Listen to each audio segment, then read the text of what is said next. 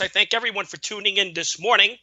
On the telephone line, I welcome to the program a former Major League Baseball pitcher who played during the 1960s for the Pittsburgh Pirates and the Houston Astros. I welcome in Frank Carpin. Frank, Brian C., great to have you. Well, thanks for your inviting me. Absolutely, Frank. Frank, you're born in Brooklyn, went to high school in Virginia, and played one season of baseball at Notre Dame in 1958, where you impressed the baseball college world, setting a 41-year record of 102 strikeouts as a pitcher for Notre Dame. Talk about that 1958 season and how it all took place, and then signing with the Yankees at that time. Well, I knew I was going to go into professional baseball at some point in my career. I had 5 or 6 offers at a high school, but I was a fairly serious student, and I wanted to get 2 years of college under my belt before I signed professionally. And even though I had scholarships to some very, very fine schools like Wake Forest and Virginia Tech, I kind of wanted to be a Notre Dame graduate. So I talked my dad into paying me for the first year at Notre Dame, and I was a walk-on. The coach there had no idea who I was. I went out for the freshman team, and remember, in those days, freshmen were not eligible to play varsity. You could play freshman ball, and all you could do was scrimmage varsity teams. Well, I started the first game, the freshman Notre Dame team versus the varsity, and I beat them, and I beat them the second time I played against them. So they kind of get the coach's attention, and I end up getting a full scholarship as a walk-on. The following year, my sophomore year, the first game I pitched against the University of Indiana, I set a record. It still stands today, and I struck out 19. That's a single pitcher record. That record still stands. But big news of that game was I hit a walk-off home run in the last inning to win the ball game. After my sophomore year, the coach asked me, what are your plans? And I said, well, if I get a decent contract, coach, I think I'm probably going to sign. And he asked me, what do you think you can get? I gave him a figure, and he said, if you can get that, definitely go sign. Well, I didn't quite get that amount, but I signed anyway, and I started with the Yankees in the 1959 in Greensboro in the Carolina League. And like you mentioned, Frank, to your credit, you still hold that all-time mark for strikeouts per 9 innings. I think it was like 12.63 in a game. And that was set on April 16th, 1958. You struck out 19 Indiana Hoosiers. And like you mentioned, you hit a 3-run homer. Now, you also had that record of 102 strikeouts for Notre Dame. Now, when pitcher Aaron Heilman broke it, what was your reaction? Were you disappointed? No. It was very understandable because Aaron is an outstanding pitcher, number one. And number two, don't forget, in my day, we only played 30 games. The schedule in later years, expanded to over 60 ball games. So it was understandable that someone was going to eventually break my season record because he's going to have a lot more games. But the per-game strikeout or the per-game average doesn't depend on how many games you play in a season. So I think those two records that are still there are more meaningful because they were done, those have stood the test of time for different reasons. Yeah, absolutely. I mean, you held that record for over 4 decades, so you're right. It stands the test of time for the college, no doubt about it. I wanted to ask you, there was a scout during that time, Sid Thrift, who was a Pirate scout, later the GM of the Pirates. He was a big part in your early career, correct? Yes. In fact, Sid is the one that got me a scholarship to Wake Forest. The coach at Wake Forest at the time happened to be Sid's roommate in college, and they both played together on the baseball team. And I appreciated that offer and thought very hard about it. But in the end, I decided that Notre Dame was in my best interest. I also will say this. Sid Thrift was at a ball game in 1963 I was pitching in the minor leagues against the Pirate Farm Club. It's the last game of the year. Whoever won the game was going to win the second half of the split season in the Southern Atlantic League, known as the Sally League in those days. Anyway, going into the ninth, I had a 1-0 lead. I gave up a base hit, and the manager took me out, but he put me in right field.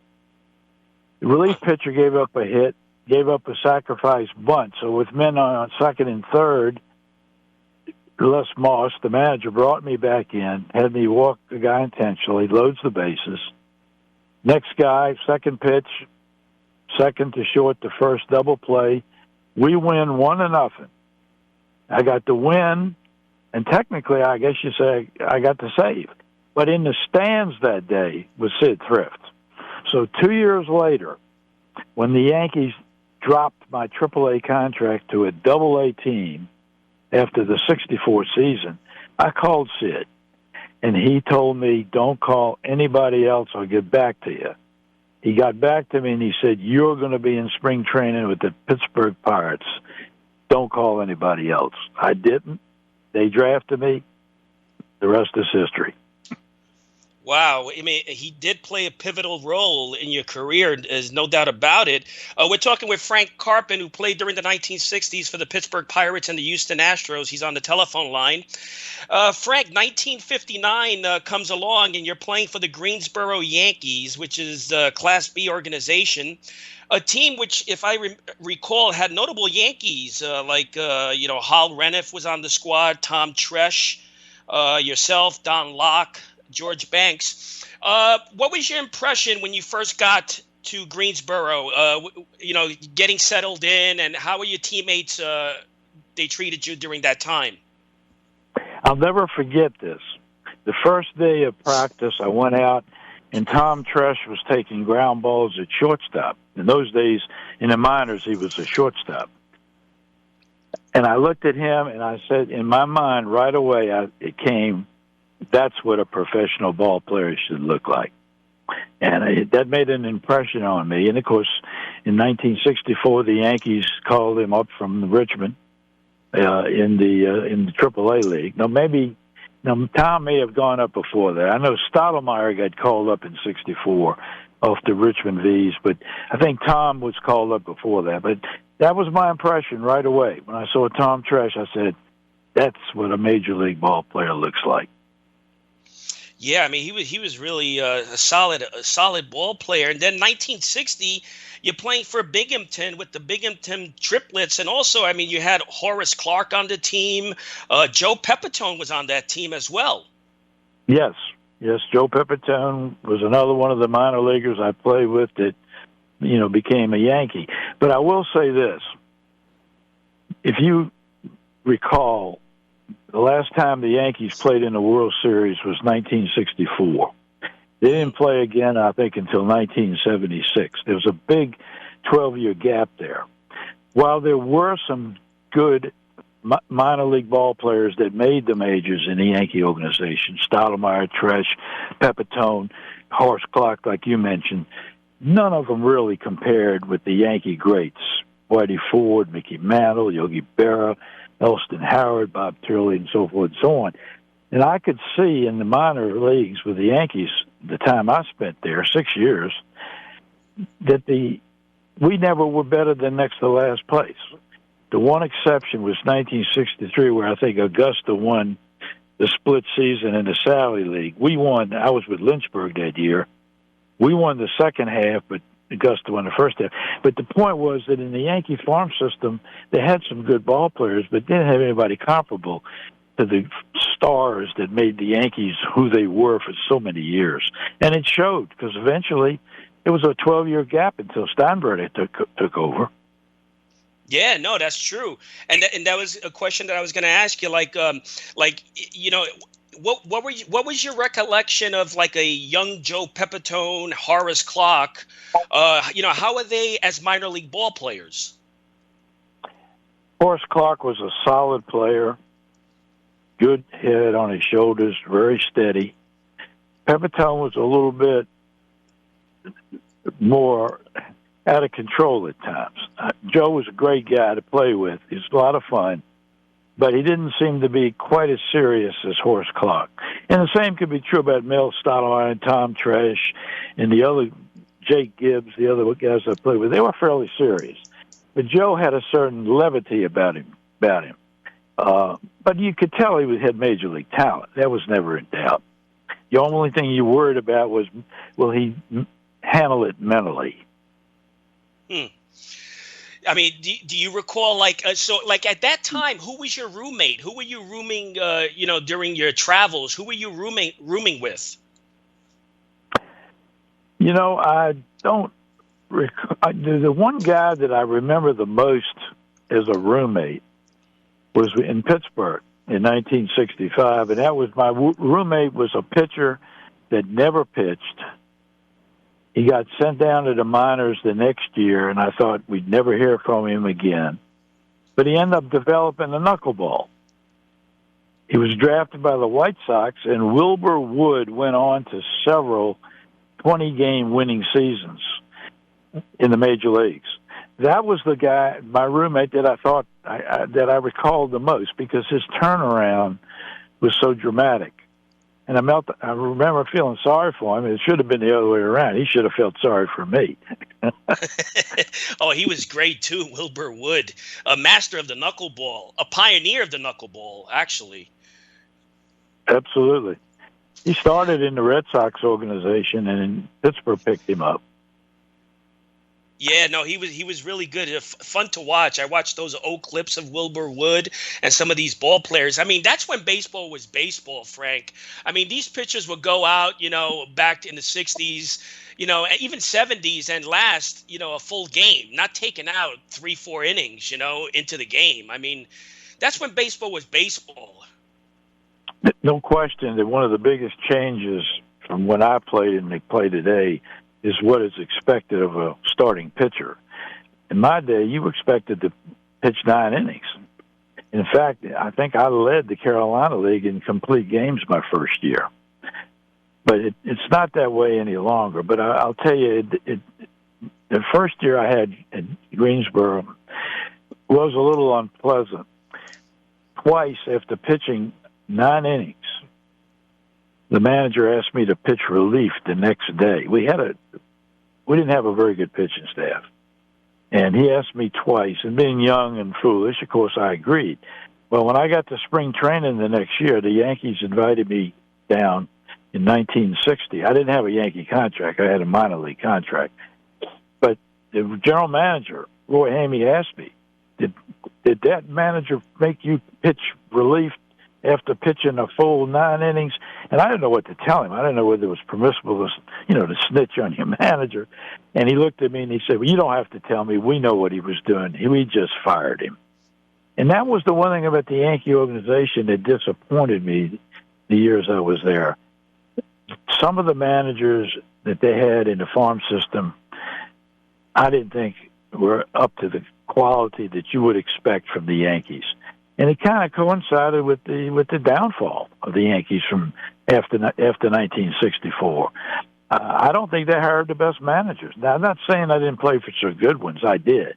But overall, I thought there was a failure there. There was an inadequacy to properly develop young ball players and do it the proper way. But, again, that's just my opinion. Well, you're right. I mean, 64, 65, I believe the manager of the Yankees is Johnny Keane. I mean, you're right. They didn't hire top quality talent managers during the mid-60s. Well, I was thinking more in terms of the guys that I played for in the minor leagues. As far as the major league managers, of course, Stengel was there in 60 when I was there in spring training. I think 61, 62, Ralph Houck was a fine manager. And then from then on, I had a terrible year in 1962. And basically, I went from a prospect to a suspect. And I never was invited back to Yankee camp. In fact, in 1963, they cut me from a Double-A team. They sent me to a team in the same league, the White Sox, Lynchburg White Sox. And, well, I had a great year. It turned out I had a very, very good year. I ended up winning 15 regular season games and beat the Augusta Yankees once in the playoffs for 16 wins. So they grabbed me back, but they never let me be a starting pitcher again. I went to Richmond, and I became a relief pitcher. I never pitched relief in my life. And after that season, they dropped me back on the Double-A roster. And that's when I called Sid Thrift, and that's when the Pirates drafted me. Yeah, and you're right. 63, I mean, you had a very good performing year. I mean, you finished 63, like you mentioned, a 15-9 record. You had like a 3.12 ERA and fanning 142 batters in 196 innings. So, I mean, you had a good performance that year, 63, no doubt about it. And the thing that's so unusual about that, and I used it as a teaching point to my little leaguers and American Legion baseball players that I volunteered coached for many years. Here, a pitcher who couldn't get anybody out in 1962. I think I had 3 wins, 14 losses. I start the next year in the Yankee doghouse. I'm in the bullpen in Augusta, and I'm not pitching. I didn't even pitch. When they told me you're going to Lynchburg, we happened to be playing Lynchburg that night. I walked across the diamond. I went from one clubhouse to the other clubhouse. I got a note, and they get in there, and Les Moss said, "When's the last time you pitched?" I said, "I haven't pitched all year." He handed me the ball, and he said, "You're all we've got. You're pitching every 4 days." And so help me God, from that point on, I had no decision that night against Augusta. I think my next 2 games were shutouts. And then from there, I went on to win 15 games, one more in the playoffs. Now, what happened when I walked from one clubhouse to the other? I used to ask my little leaguers, what happened? I had the same fastball, the same curveball, had the same changeup. What happened? And I explained to them, so much of this game is mental, and so much is somebody has confidence in you, and they hand you the ball, and they say, "You're all I've got." And that's so important in being successful. I saw a lot of ball players in the minors that had the talent to be major leaguers, but mentally they didn't have what it took to be a winner. And you know, Frank, if I backtrack a little bit to 61, where you get promoted to AAA and you're playing for the Richmond Yankees, I mean, do you recall saying to yourself, what do I need to do to get up to the big stage, to the New York Yankees? I mean, it must be so aggravating. It's such a long process. I mean, you got to prove yourself, season after season. Do you remember, like, what was your mental state in 61? Were you hoping that you will get to the next level, the majors with the New York Yankees? You've asked the one question it was the uppermost in my mind pretty much all my life. What if? When I started the season in 1961 with Richmond, I was the highest-ranked left-handed pitcher in the organization. I hurt my arm, my shoulder, the first night I pitched. And I went on a disabled list for 6 weeks. When I got off the disabled list, I started out very slowly, but then I got very strong going into the end of the year, pitching some really, really good games. And I knew the Yankees really needed somebody. They called up Al Downing from A-ball. Now, Al Downing turned out to be a terrific major league pitcher for them. But in 61, when they called him up, he was not ready. He was virtually worthless to them that year. Had I not been injured and been on a disabled list for 6 weeks, I probably would have been the guy that got called up. And so I've always looked back on that and wondered, but I realized injuries are such a big part of professional sports. You got to be in the right place at the right time. Unfortunately, I probably would have been the call-up had I not been injured. So that was always very, very disappointing to me when I look back on life. And that's why I really appreciated later on when the Pirates gave me a second chance. Yeah, and let's speak about the Pirates because, 64, you're playing at Richmond, and you strike out like 87 batters, I believe. And after that season, the Pirates select you in the minor league draft. What was your reaction to that signing or to that draft choice? I was delighted because I really think, and I'll never know this for sure because I never discussed it with him, but why would the Yankees, after having a very good year as a AAA relief pitcher who had never pitched relief in his life, I think my ERA was maybe under 3 that year. Might have been 278 or something like that. Why would they put me on a AA roster unless they maybe said, look, Frank deserves a chance. We don't have a need for him. Let's see if somebody else bites. And that's, of course, what happened. Or maybe the Yankees were so disgusted with me and unimpressed that they just dropped me anyway. I'll never know. I mean, that's terrible. I mean, I wonder whose decision was that in the Yankee brass. Let me tell you what made it even worse. I lived in Richmond, Virginia. That was my hometown. In the off-season, after I had that season, I felt pretty good about pitching the way I did in relief and learning sort of a new trade. In the off-season, I come home one day and my wife is crying. What's the matter, honey? She handed me a letter. It was a letter with a notice: your contract has been reassigned to Amarillo in the Texas League or Augusta in the South League, I forget which. They didn't even have the courtesy to call me up and give me a heads up. And I was a hometown boy, and the AAA team was right there in Richmond. One of the guys in the front office and I used to referee basketball together in the off season. Now contrast that with what happened 2 years later. After a good year with Pittsburgh, I'm working in the off season, and Joe Brown, the general manager, gives me a call at where I was working. He said, Frank, I have to tell you something.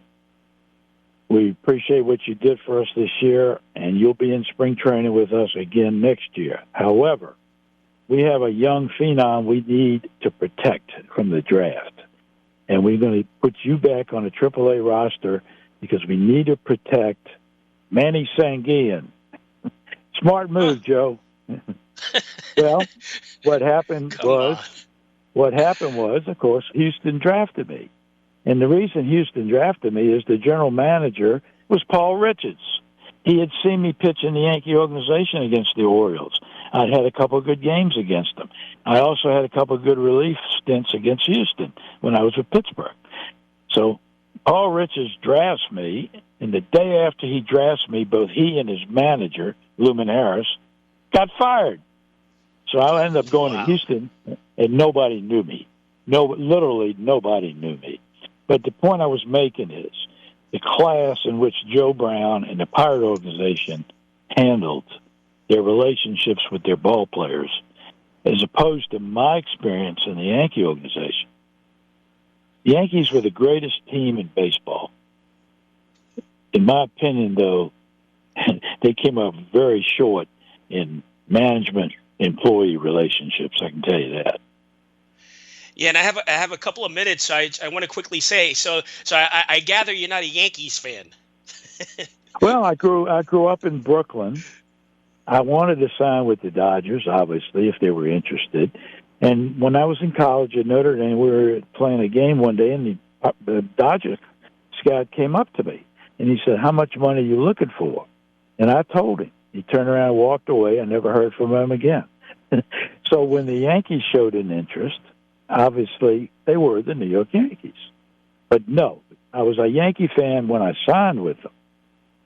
But then, after I got drafted by Pittsburgh, I reverted back to my childhood leanings was Yankees are the enemy. I mean, the Yankees were the enemy of the Dodgers in the 40s and 50s. You know that. Right. And a couple of minutes I have, Frank. 65 comes along. You're playing for Pittsburgh. Did you get a chance to meet the great Roberto Clemente? Well, yeah, of course. He was on the team. Right. He was terrific. Don't forget who else was on that team. We had Willie Stargell. We had Billy Verdon. We had Bill Mazeroski. You had the Deacon, Vernon Law, Bob Friend. That was a fabulous ball club. Let me tell you something what that ball club did. We ended up third in the National League that year. You know, there's only one league in those days. We ended up third about 3 games out of first, but Dodgers won it. We did something that year that I don't think's ever happened but one time. We beat the Dodgers in a doubleheader, starting pitchers with Don Drysdale and Sandy Koufax. I don't think the Dodgers ever lost both games of a doubleheader when those two started. But it happened in August 1965, and we did it in Pittsburgh. Wow. So that was 65. You play one season with the Pittsburgh, and then you go and play with the Astros, a team that had Rusty Staub. What did you think of Houston?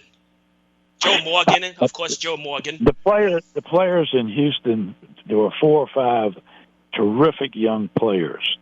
Joe Morgan, Rusty Staub, Jim Wynn, Mike Cuellar, Dave Justy. They had a bunch of great players. They all got traded.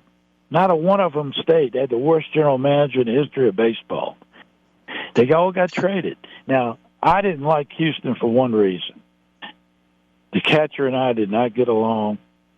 He was not a good teammate. But on top of that, that's when I developed bone chips in my elbow. My elbow swelled up. They sent me home before the end of the season. And, it was before free agency and before arthroscopic surgery. So I went home and realized, hey, I got a Notre Dame degree, and I got 4 kids. It's time for me to go to work. So I called Houston back and said, I'm voluntarily retiring. And I never went back. And final question: that team had 3 catchers. They had Adlish, I believe, Brand, and Heath. Which catcher you didn't get along with? John Bateman. John Bateman. What happened? You just didn't get along. You didn't see eye to eye. Well, I was hurt. And in fact, when I came back, I actually started and ended the year with Houston. I went down to Oklahoma City. They called me back up, and I pitched, and Grady Hatton, the manager, said, Frank, you don't look like the same guy you were in spring training. And I said, Coach, I got to tell you something. My arm swells up after I pitch, and there's a lot of pain in there. He sent me to the doctor. They realized that there was developing arthritis and bone chips, and that's why they sent me home. The point is the catcher had no respect for me. He had no respect. He wasn't a teammate. Catchers are supposed to be cheerleaders for the starting pitchers. You're not supposed to speak ill of the dead, so I don't want to say any more about that. Right. But I definitely Houston should have been a wonderful opportunity, but compared to Pittsburgh, there's no comparison. Pittsburgh was a great year, all the teammates were great, catchers and the rest of them. And unfortunately, there was one individual at Houston that made it miserable for me. Well, Frank, listen, I really appreciate, your time today. It's great to speak with you. Well, thanks for inviting me. I love to talk about baseball, and I can tell you that some of the people I play with in Pittsburgh are just the finest people in the world. But the fans are the greatest in Pittsburgh. That was probably the happiest year of my life. Well, thank you so much. We're going to keep in touch. That you just heard from pitching southpaw Frank Carpin. Until next week, happy collecting to all.